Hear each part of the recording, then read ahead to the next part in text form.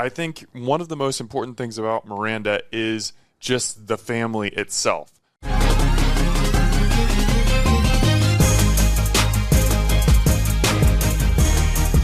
Hey there, Omaha. Welcome into another episode of Restaurant Hoppen. I'm your host, Dan Hoppen, and I am just an absolute pupusa junkie. I still remember the first time I had a pupusa. It was like my eyes had been opened to just this new food item that I was just like, where has this been all my life? And now it's probably, I don't know, probably a top 5 food for me. So when it was announced last year that there was a new pupusa restaurant that was opening up in Rockbrook Village, I was just like, I was so excited. And now that I've eaten there a couple times and it's become my favorite place to get pupusas, I was like, I got to meet the people behind this place. So I am meeting 2 members of the Miranda family today, Eric and Jenny Miranda from Miranda Restaurant. Guys, welcome to the show. Thank you. Thank you for having us. Okay, so before we even get into food, I think one of the most important things about Miranda is just the family itself. Like, you guys are brother and sister. I know your mom is in the kitchen doing a lot of the cooking. And I don't know this as a fact, but from the few times I've been in there, I get a sense that a lot of the staff and a lot of the people working there are members of the family, are related somehow. How integral is family with Miranda as a business? Well, I think that family is the heart of Miranda's because, you know, if you, like sometimes I'll just sit there and stop and think. And I'm just like, you know, if it wouldn't be for us, like literally each and one of us plays a big role there at Miranda's. And if it weren't for us coming together and then just, you know, making this happen, like none of this would have been possible, you know. We take turns serving, you know. I pretty much managed the whole restaurant. I, you know, took care of all the permits and whatnot. My mom and dad are the ones in charge of the kitchen, you know, the recipes, taking care of the food, making sure that the cooks, everyone in the kitchen is good, you know. And so we pretty much take care of the front of the restaurant, and then they take care of the back. And then we kind of just rotate too. So it's brothers and sisters in handling the front. So it's my sister serving sometimes. It's me serving sometimes. Sometimes it's him, or we kind of give each other like half days. So, you know, we're not there all day. So I go in the morning and then he comes and closes for dinner.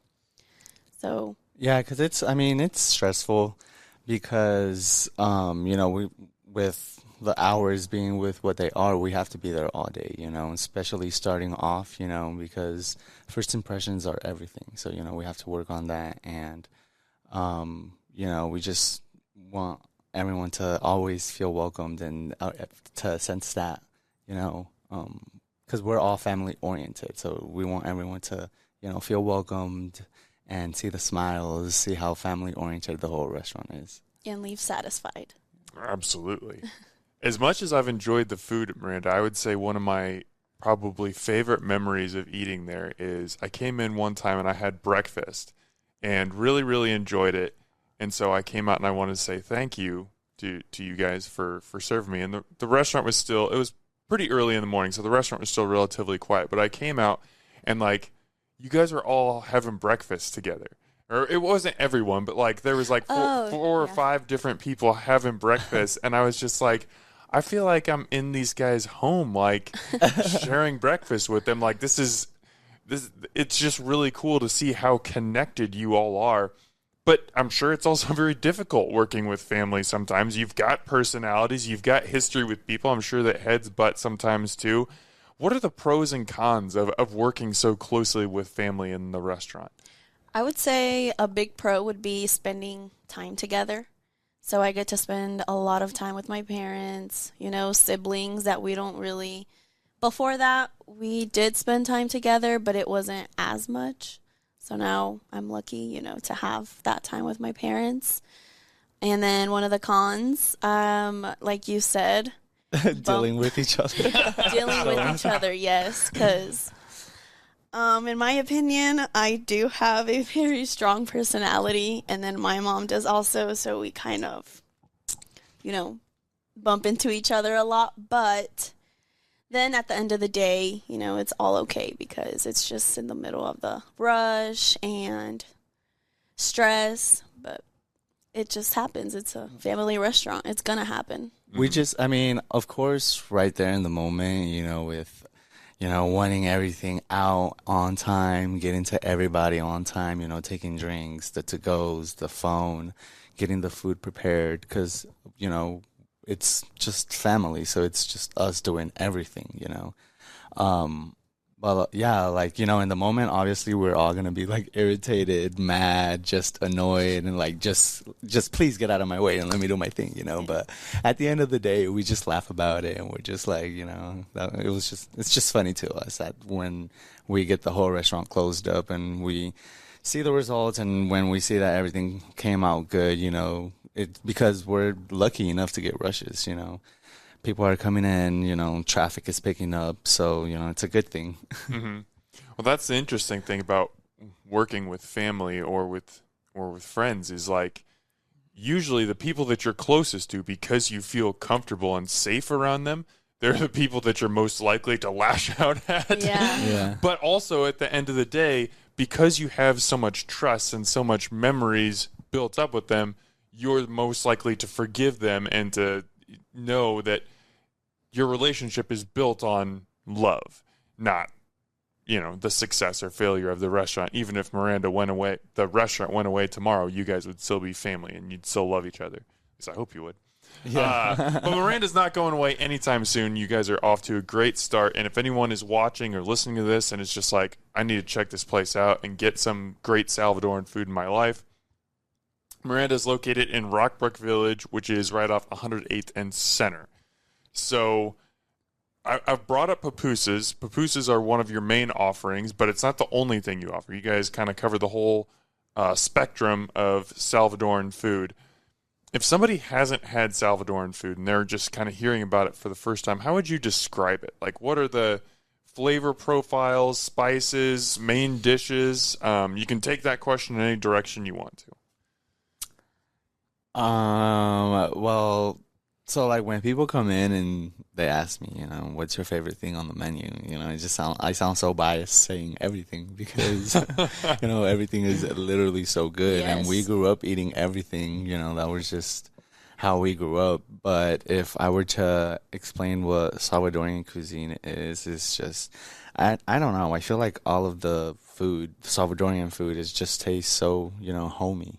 Like you feel the love in the food, you feel the love that people make it with.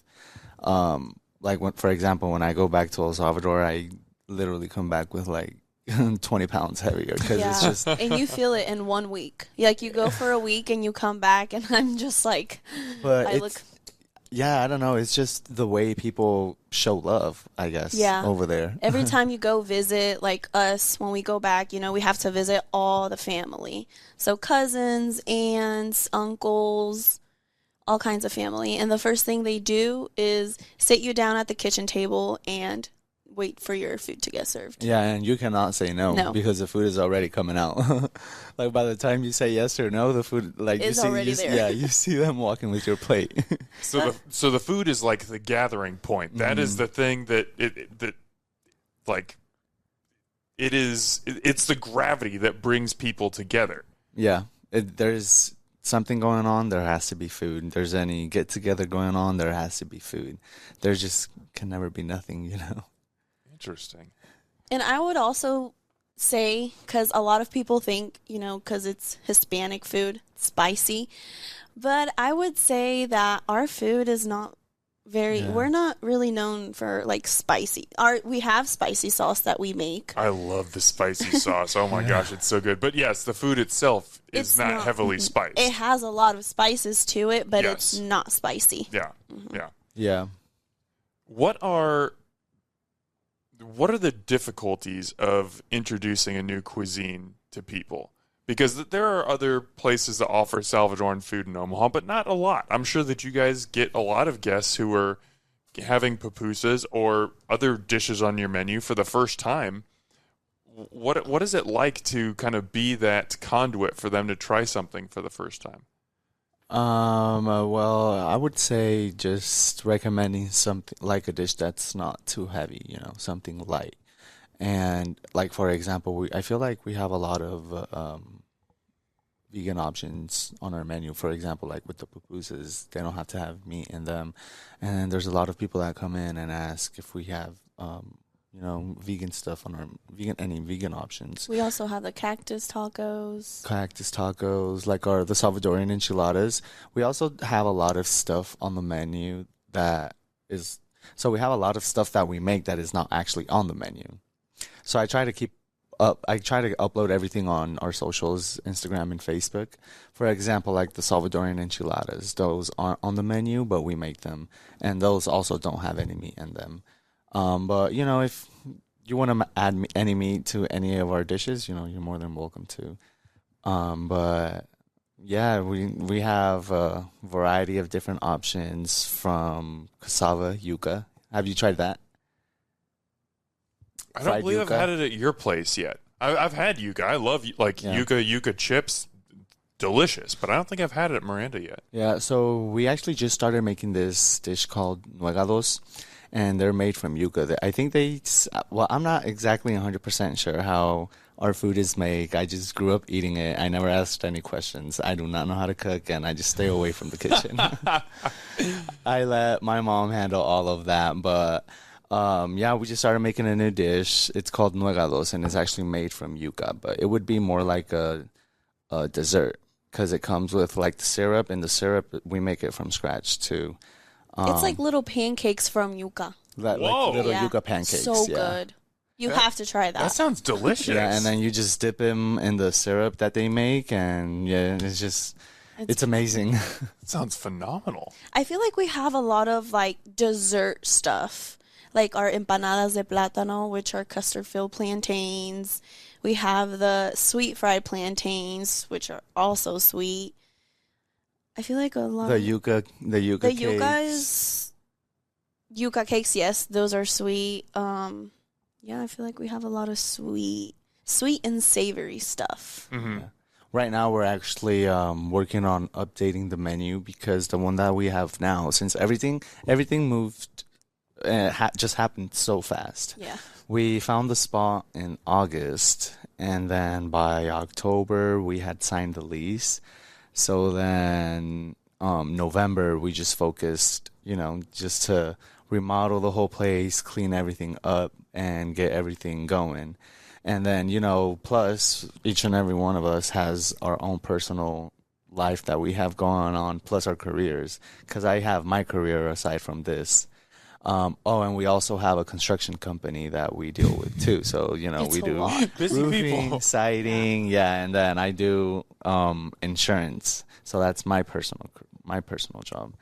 And it's been a lot, but we've gotten through it, and I feel like we've started off so great. We've had a lot of good reviews. People have told us, really great things about the food, the experience, the environment, which is, everything that we aimed for. So, okay, well, what's this menu refresh that's coming up? Oh yeah, I didn't even finish that. I'm sorry. That's what I'm here for. I'm here to help you guide you back. Yeah. So with everything that was happening so fast, we didn't even go over the menu. I think we picked up the menus like an hour before our grand opening. That's how. Seriously? Yeah, that's how bad it was. So we just did it in like one sitting, and we went from there. And then, as we were going, we're like, all right, we need to take this off. We need to add this. We need to take this off. Because at first we wasn't so sure, Also because I feel like, we left Omaha in like 2009, and we came back about 3 years ago. So, we weren't really sure what the environment in Omaha was. But now we actually want to add a lot more dishes to the menu. And then, we just want to add more, cause I feel like right now we have a lot of, small stuff like the pupusas, like the, pastelitos. I don't know if you tried those when you went. Yeah. So, we have like, we have small dishes, but we actually want to add like entrees, like fajitas, chimichangas. We want to add the Salvadoran enchiladas. What other dish? I don't know. I have everything on my computer. I have like 50 tabs open in my head, so I can't think off the top of my head right now. But it's just a bunch of new stuff that I'm just excited for everyone to try, because I don't know, are there Salvadoran enchiladas here in Omaha? Do they sell them? I've never seen Me- Salvador. I haven't seen them anywhere else. That doesn't mean they don't exist, Yeah. but I haven't seen them yet, no. I don't think.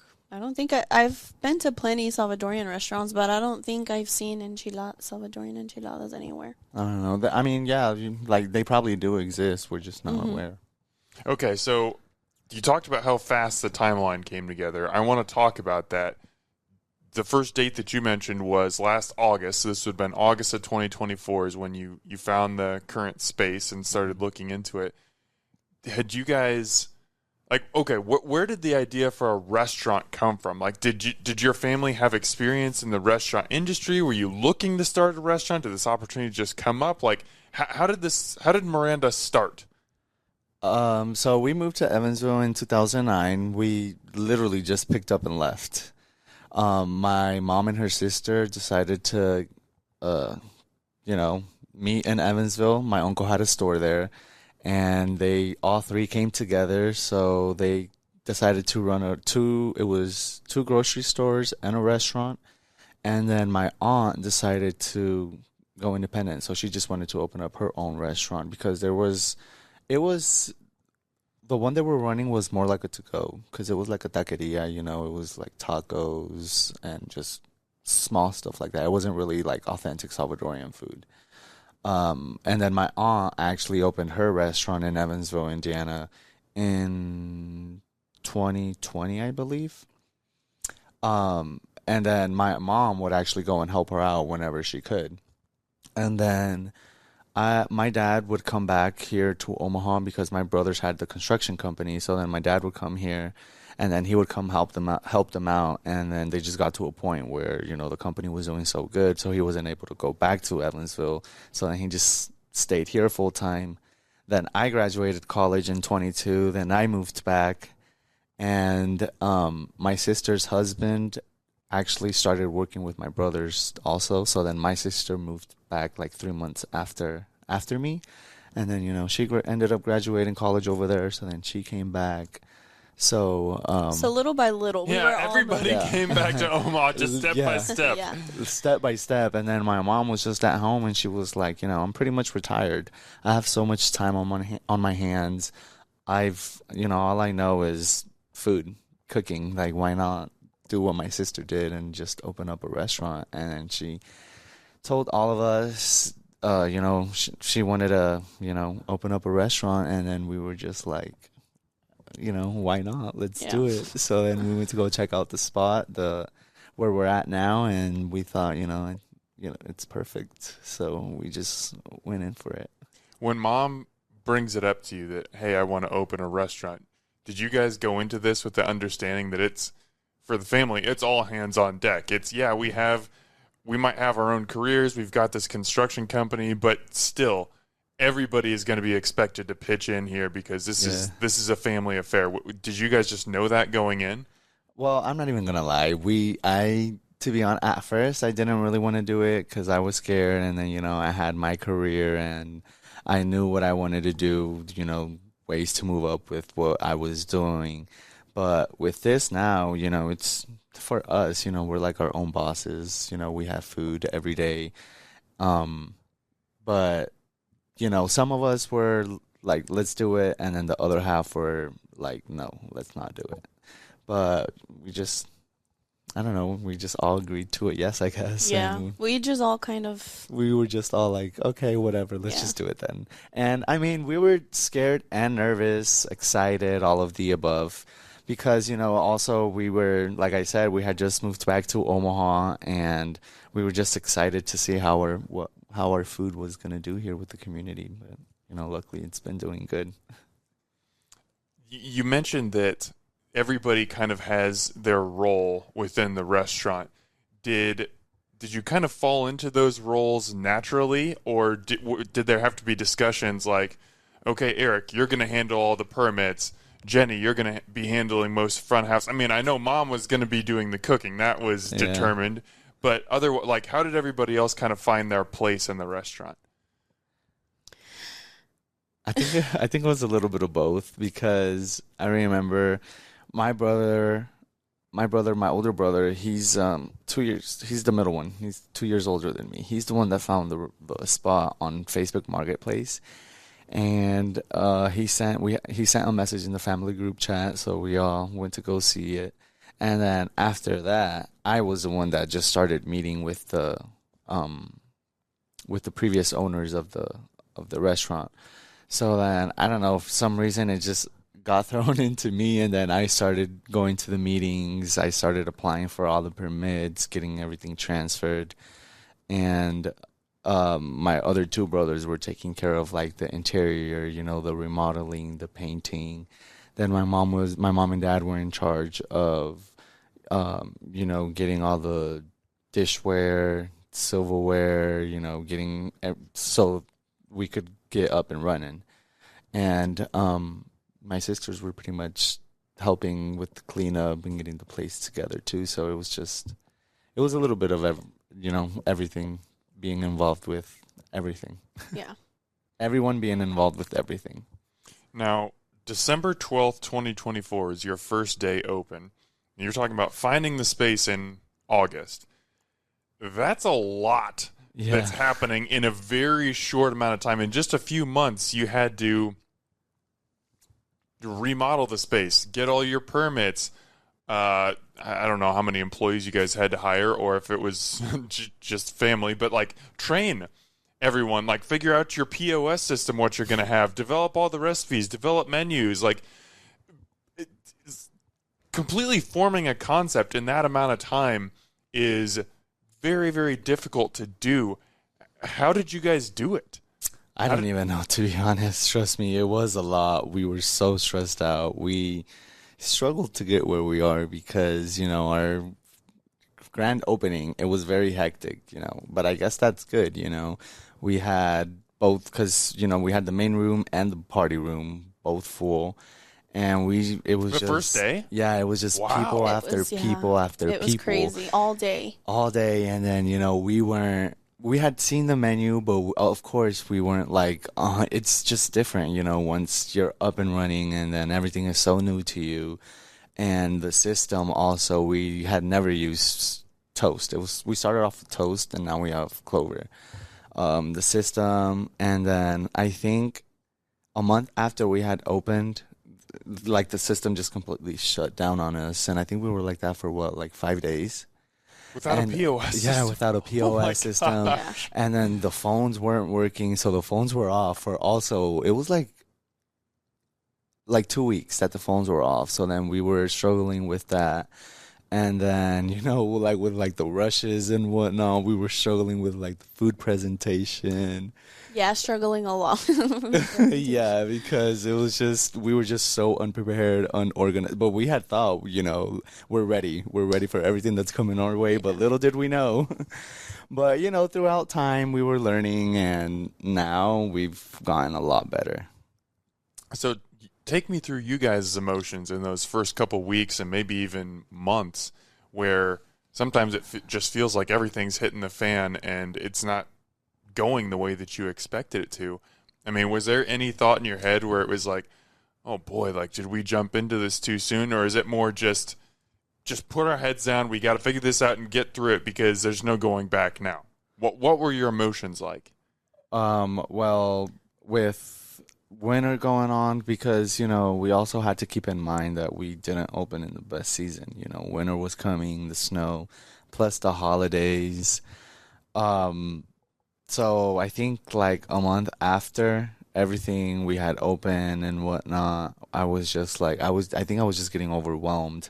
And plus, emails, all this mail coming in, you have to deal with this is due. We had to get an accountant. And then my mom, obviously with my mom, it's a bit harder because, obviously I want an accountant that she can communicate with. So I have to look for someone who's bilingual as well.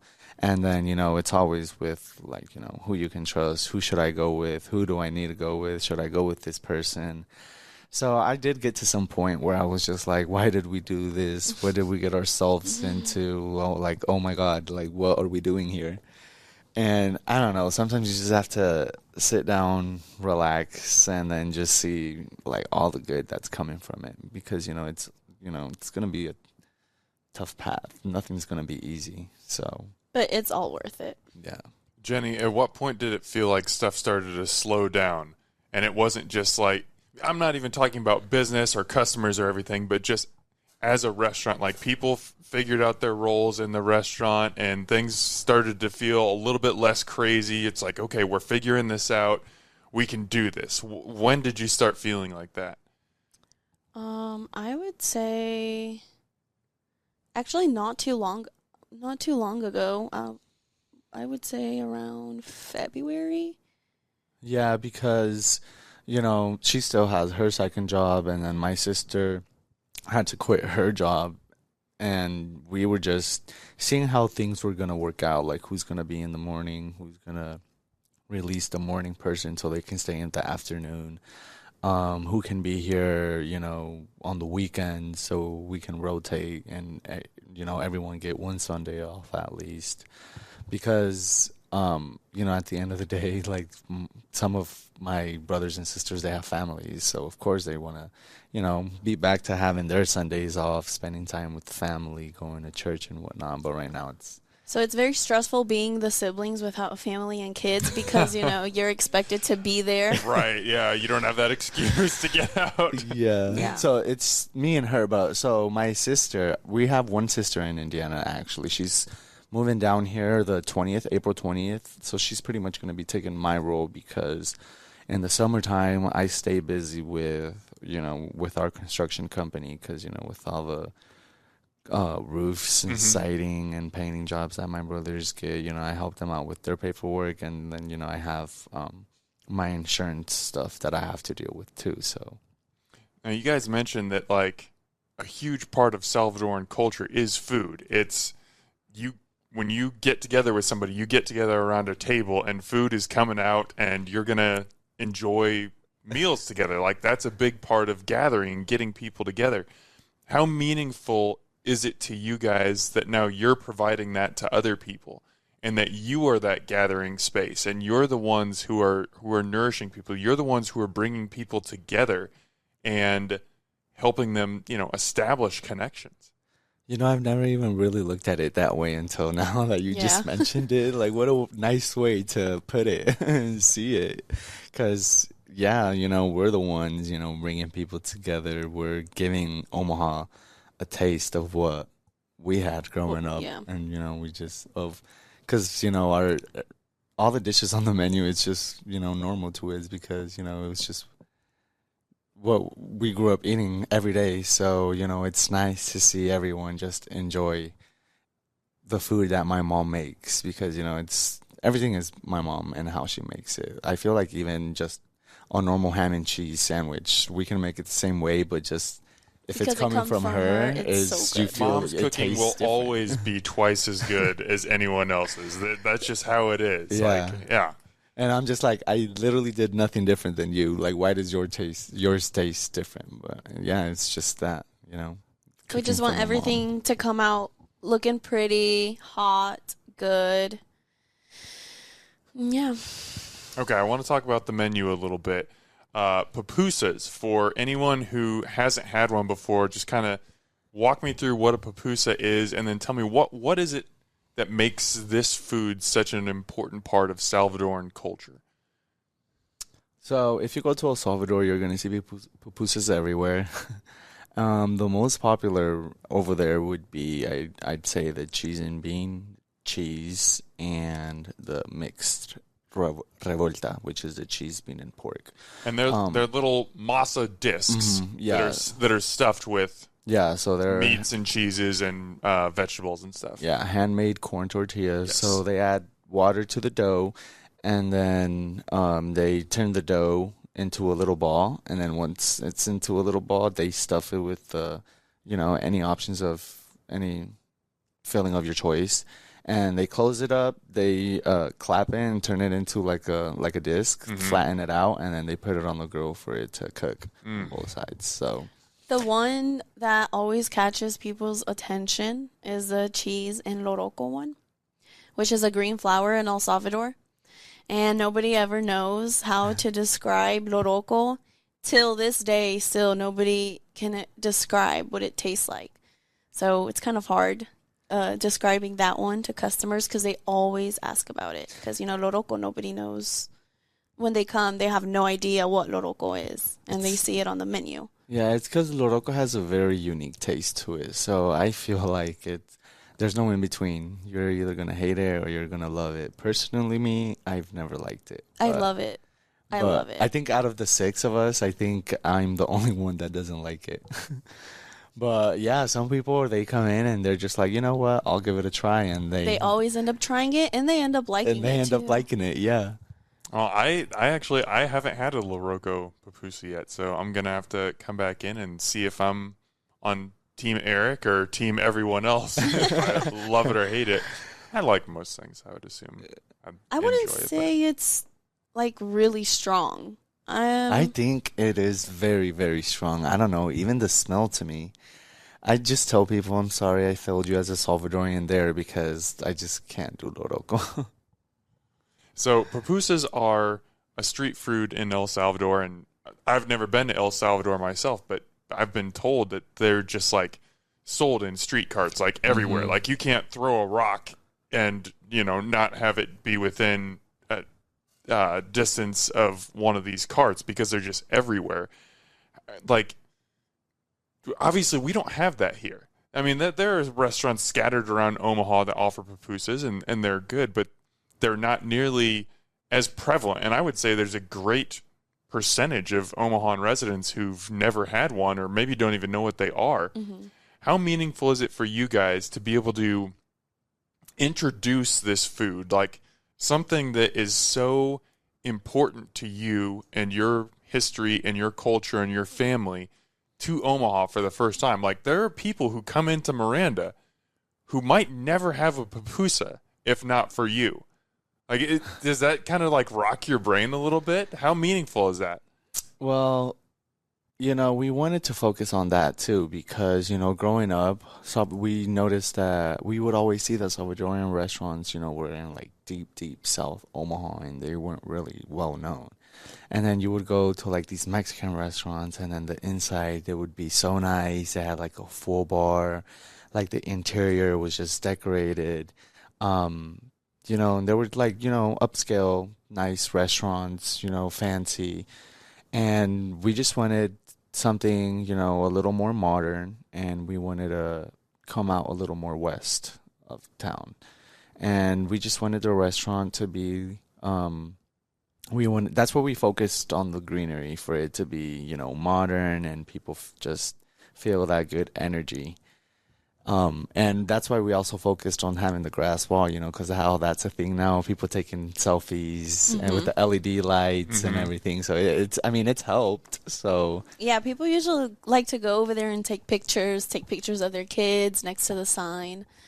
So yeah, and because in El Salvador, I don't know, I feel like every single restaurant I've been to, like even the higher upscale restaurants down there, even those have pupusas, so you'll just never not see pupusas anywhere over there. And the thing is, Salvadorians will eat pupusas as breakfast, lunch, dinner. Like, you can eat it for breakfast, you can eat it for dinner, or you can eat it for lunch. Like, or as a snack. Yeah, or as a snack. Something quick. Yeah, sounds like heaven. Yeah.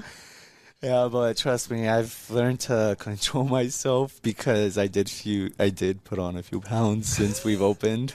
But now I'm back in the gym starting to eat right again, but it's hard. I'm glad to hear that. Yeah, pupusas are awesome. Probably not diet food, I would say. Yeah, probably not. I am very curious about one item on your menu, and I hope that this doesn't go away when you make the menu refresh, but like, pupusas are generally... They're about, now I'm going to alienate the listeners, but for those watching, they're about this big, probably 5 or 6 inches in diameter, I'd say. About. You guys have an item on the menu called the Pupusa Loco that is just like this giant pupusa that I had the first time I came in, and it was like incredible. It's stuffed with all the meats and all the cheese and like everything, and it was awesome. Is that something that you guys just came up with, or is that something that is served in El Salvador as well? I think our cousin came up with it. Our cousin in Indiana. The one that's in charge of Mirandas in Evansville, Indiana. Okay. Yeah, I think he came up with it. I don't know, because I remember we would see it on like Instagram, TikTok, and then but it would just be like bigger cities having it, like, Los Angeles, New York, Miami. You would never really find it, here near, like in local areas.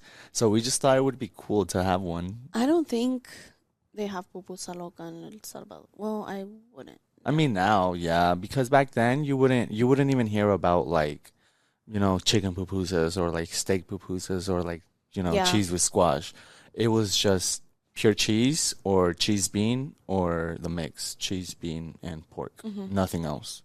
But I don't know. I feel like ever since they've gotten more popular, more well-known, the options have grown and changed. But the pupusa loca will definitely stay. Yeah, no worries there. Yeah. Good. A lot of people love the pupusa loca. Yeah, it's huge. Because it's amazing. Yeah. I mean, with the normal pupusas, I feel like 3 or 4 is a meal. The pupusa loca is like, you're going to have a full meal, and then you're going to go into a food coma, and it's going to be a happy food coma. But, yeah, you're not going to the gym after that. Oh, yeah, definitely not. If you have a pupusa, the gym will not be seeing you. No.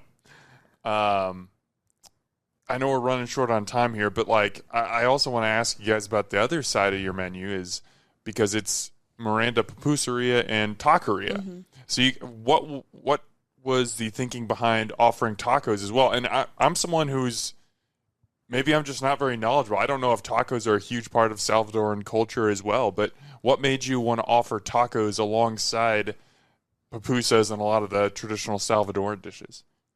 I don't think tacos are really. I mean, they have tacos in El Salvador. Yeah, but it's not like you'll see it like in every corner or like in every stand. Yeah, you don't really see tacos over there. But we wanted to add a few Mexican dishes also because we grew up here in Omaha. I mean, in Indiana as well, the Latino population, the majority of the Latino population, it's Mexicans. So, our cook, we have one cook, he's actually from Mexico, and he's the one that focuses on tacos, burritos, quesadillas. And, since we've been in the industry, we've always known, and we wanted to include that, so. Something that people are familiar with, Yeah. Because you can never go wrong with tacos also, Yeah. Tacos always hit.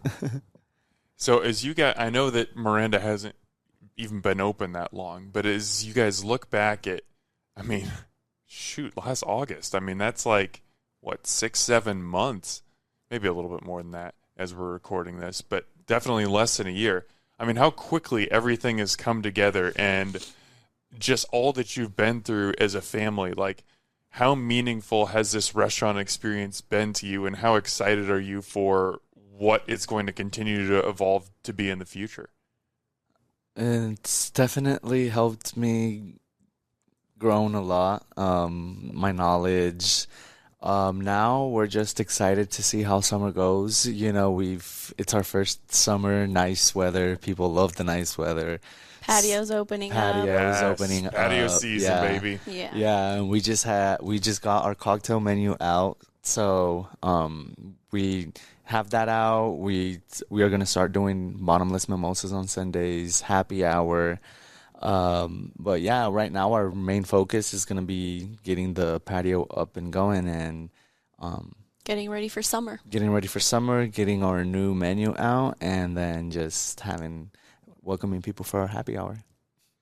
Well, congratulations, guys. You and your family have put in a ton of work, and I would love to talk to you even more. I know that our schedules mean that we have to stop, but I am just so grateful to you guys for all the work that you put into to open this restaurant. and for coming on the podcast today and sharing a little bit. Like, anybody, if you're listening to this, watching this, whatever, you got to go check this place out. Like, not only are you going to find, in my opinion, some of the best, if not the best, pupusas in Omaha, you're going to find like some really unique Salvadoran dishes. We didn't even get to talk about Salvadoran breakfast. We didn't get to talk about the tamal de elote, which is like another obsession that I didn't know that I had until I met you guys and then you introduced it to me. Like, there's so much more to explore and find at this place, and you just have to go check it out. Eric and Jenny, thank you so much for giving me the time and coming on the show today. And no, thank you. you. Trust me, I could stay here all day and tell you everything about Salvadorian food, the culture, the country itself. We might have to come back and do a second episode then. Yeah, for sure. But no, yeah, thank you so much for having us and giving us the time to, tell you a little bit of ourselves and our story. Of course. We're happy to be here. Omaha, as always, thanks for eating with us.